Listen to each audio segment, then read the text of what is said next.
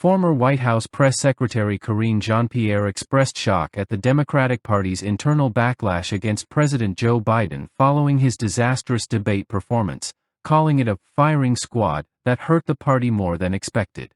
I look personally, I think what was the toughest thing to see in the 3 weeks was there was a disconnect for me. What was happening with leadership in the Democratic Party and how it was truly, as my former colleague, communications director Ben LeBolt said, it was a firing squad. And I had never seen anything like it before. I'd never seen a party do that in the way that they did. And it was hurtful and sad to see that happening. A firing squad around a person who I believe was a true patriot, a person who I believe did everything that he can for this country, a person who I believe, as I mentioned before, has done more in one term than most presidents had done in 2 terms, historical things. And I was shocked by what I was seeing. And Karine, just to clarify, there are other Democrats and leadership coming out against Biden.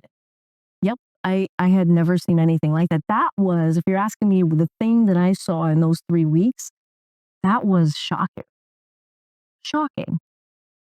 And instead of coming together to really be unified and trying to figure out how do we save our democracy, how do we fight back, that's what I was seeing.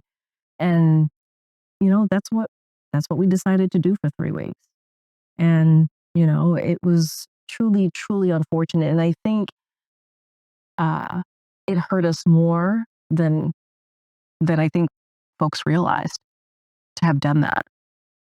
Speaking at Harvard's Institute of Politics, Jean-Pierre described the weeks after the debate as chaotic, with Democratic leaders abandoning Biden despite what she called his historic presidency. It was a firing squad? I had never seen anything like that before, she said. Instead of coming together, we just tore ourselves apart. The fallout from the debate, held on June 27, 2024, triggered a wave of Democratic calls for Biden to step down, with figures like Nancy Pelosi and Chuck Schumer reportedly urging his withdrawal by mid-July. Jean-Pierre defended Biden, calling him a true patriot who did more in 1 term than most presidents in 2.